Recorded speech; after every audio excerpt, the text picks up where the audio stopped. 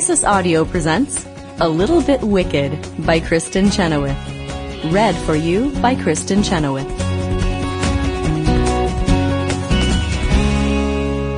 Overture. Los Angeles, California, February 8th, 2008. I face myself in the full-length mirror, stability in one hand, sex in the other. The white Armani gown is the dress every little girl dreams of. A lot of big girls, too. A line of blushing attendants, all picture pretty, clutch their bouquets of roses and baby's breath, each on the arm of a dashing tuxedoed counterpart. My best always a bridesmaid buddy, Denny Downs, is looking at me with wide, moist eyes, telling me how perfect it all is. But suddenly I'm not sure. A moment ago, I was ready to commit myself to the faithful friend who supported and stood by me all these years. Then Jimmy showed up, and everything became a question. Now here I am at the 11th hour, wondering what might happen, who I will be, if I allow my passion to be swayed by this dangerous bad boy. Crystallized moments like this one arise in every woman's life. Moments of truth in which she makes the choices that guide her destiny. Moments that ultimately write the story of her. Sugar or spice? I agonize. Naughty or nice? Sensible angels whisper in my ear, but the runaway bride in me is getting restless. I am a type A, leap and the net will appear risk taker. And if I trust that God made me this way for a reason, then I have to believe that the risk will be worth it in the long run. Experience has taught me that we all stumble and fall. Faith assures me that He'll be there to catch me when I do. My heart speaks, and I listen. I choose Jimmy. Jimmy Choo, that is, a fabulous pair of 4-inch platform slingbacks. Setting aside the safe and sane character shoes I was planning to wear on stage tonight, I cast my lot with the bad boy.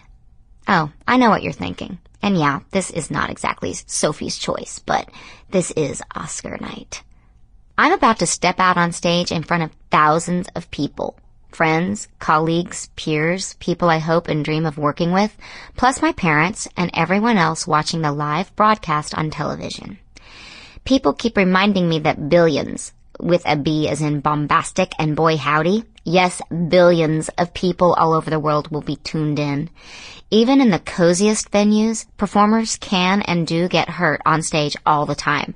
There's a broken toe for every light on Broadway. But I'm not as concerned for myself as I am for the burgeoning cast of backup dancers. This is a huge shot of resume adrenaline for most of these kids. I don't want it to turn into some tragicomic YouTube video labeled Cheno Falls on Ass.